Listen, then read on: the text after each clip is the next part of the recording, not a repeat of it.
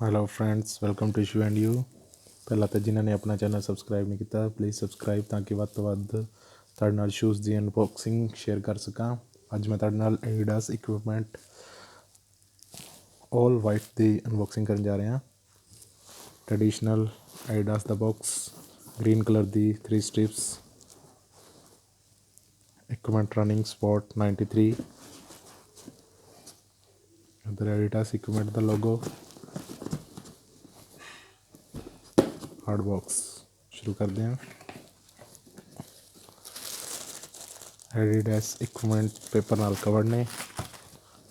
Pure white running shoes, ਸੋਲ hard rubber ਸੋਲ, grey colour ਅਤੇ white colour ਦਾ combination ਵਿੱਚ Adidas flower ਦਾ logo.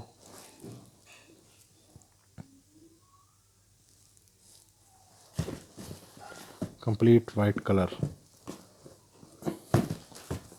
ਇਹ ਅੱਗੇ stretchable ਕੱਪੜਾ ਹੈ, ਇਹ ਲੈਦਰ ਹੈ,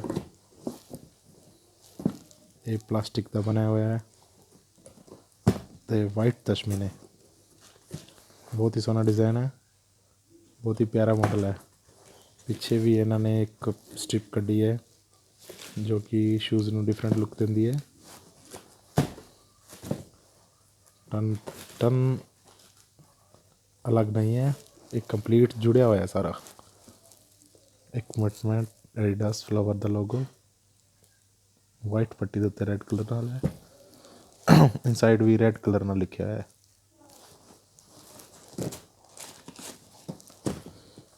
ਰੈੱਡ ਕਲਰ ਨਾਲ ਐਡੀਡਾਸ ਫਲਾਵਰ ਦਾ ਲੋਗੋ ਇੱਕ ਸਾਈਡ 'ਤੇ ਸਾਈਜ਼ ਚਿੱਟ। ਜੇ ਤੁਸੀਂ ਕੋਈ ਸਪੋਰਟਸ ਸ਼ੂਜ਼ ਲੈਣ ਦੀ ਸੋਚ ਰਹੇ ਹੋ ਤਾਂ ਇਹ ਤੁਹਾਡੇ ਲਈ ਬਹੁਤ ਹੀ ਸੋਹਣਾ ਮਾਡਲ। Side look